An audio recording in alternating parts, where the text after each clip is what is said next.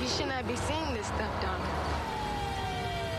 Having sisters, for me, is the hardest part because every 5 minutes I gotta scare some weirdo off. They ain't want to pick me up. There's drug heads, people offering me dope. You can tell she ain't grown. They sick in the head. They ain't right. That be the hell off.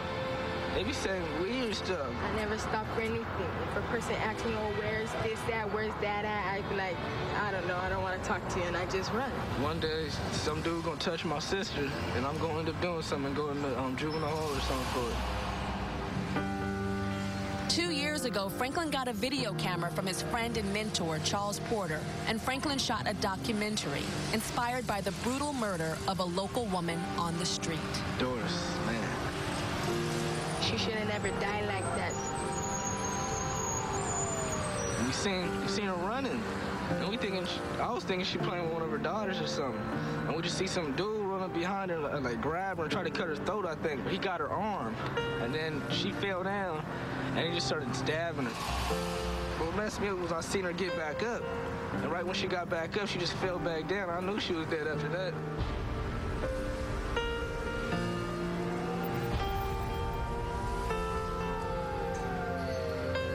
Just crazy down here.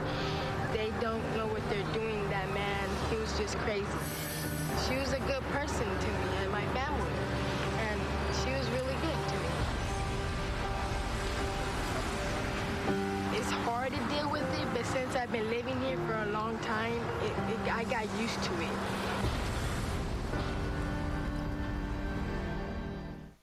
How did you guys become homeless? Oh, that's a long story. Well, we used to live in Pomona. We had a nice little house in Pomona. My dad was the first assistant to a doctor or something like that. And so I don't know what happened to his job, but he started smoking whatever he smoked. He started smoking drugs. And so my mom had a job.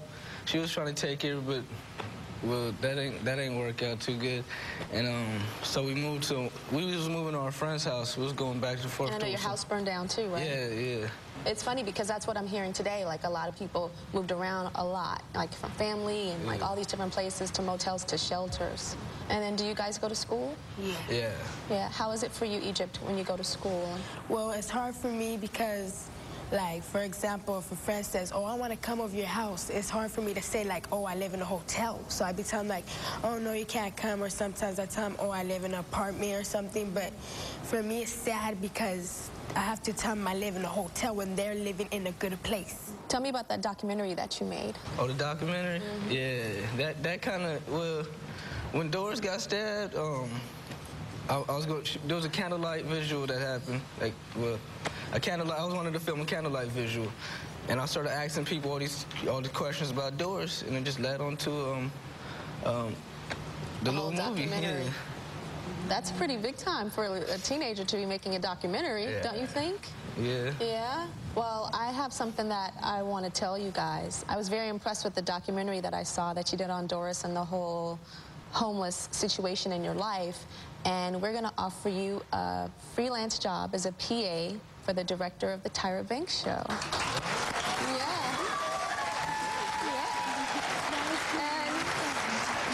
And you can't, only thing is, you can't take that job until you're 16 years old, and I know that you're 15 and your birthday's very soon, so when you, birthday time, you're going to be working here with us. All right? So, you guys, I want to bring your mother up here for a minute. I know she did not expect to be on camera today, but Grace, can you come up here, please? Hi, Grace. But Grace, I know that you've worked really hard to keep your family together, and I know that you guys have been down in your luck for so long, and you have beautiful and strong children, and we've already offered some help to Franklin, not even help, a job, and but we wanted to find a way to help your entire family. So we have someone here by the name of Matt Coffin. He's the president and founder of LowerMyBills.com. So come out again, Matt, please.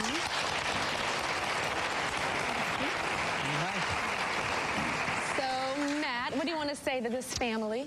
So what I want to say is that I started LowerMyBills.com to help people. So I want to help you guys. So we're going to present you with $12,500 to start getting ahead. There you go. Congratulations. Congratulations. Hey, congrats. You're welcome. How do you feel, Grace? I know, I'm crying too, huh, Egypt? I feel blessed. You feel blessed? Well, you are blessed. And, you know, to raise these children in the circumstances that they are beautiful children. I mean, such beautiful children. Children with homes aren't as respectable and well-mannered as these children, and you've done a really, really good job. How do you feel, Tracy?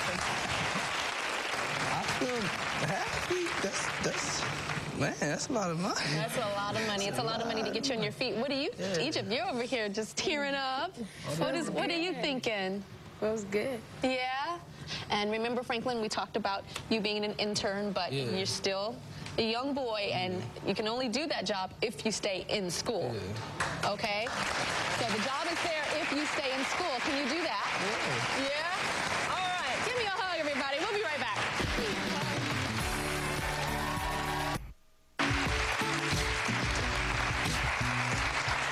The faces that I saw on Skid Row still haunt me. I saw faces of hopelessness and despair and desperation and pain, and they were people just like all of us before they became homeless. And the images that I saw on Skid Row are going to stay in my mind forever. My name is Glenn Clark Sr. I'm Florida Robinson. Sam Willis. Eddie Romano. Lynn Jones. I'm a former police officer for the city of Los Angeles, LAPD. And I was a social worker for the Department of Public Social Services. I used to be a nurse today. Professional meat cutter. Carpet layer. CPA, Certified Public Accountant.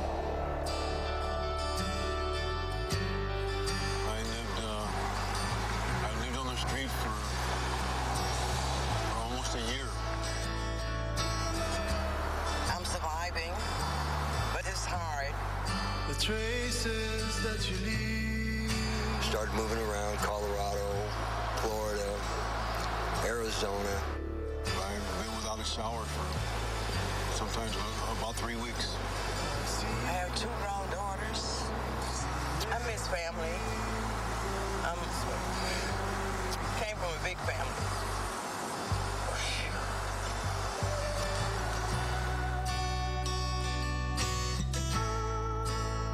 I need some help. I really need some help. They know we good people.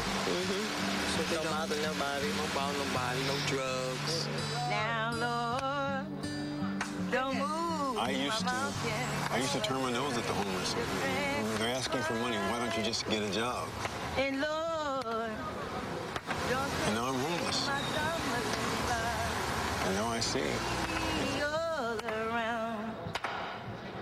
Lord, I don't bother nobody. I try to treat everybody the same.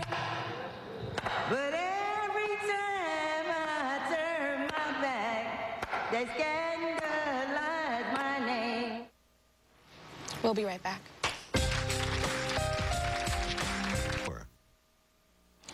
My guests that came on the show today were amazing, because what they did is they put faces on a group of people who have become invisible. And I want to thank them for that. I also want to thank everyone from lowermybills.com, because they were very generous because they helped 2 families get back on their feet. That's a big start. $12,500 is a lot of money to get back on your feet. And I hope and pray that the families use it wisely, which I know they will. For more information on today's show, please visit my website, tyrashow.com, and we'll see you guys later.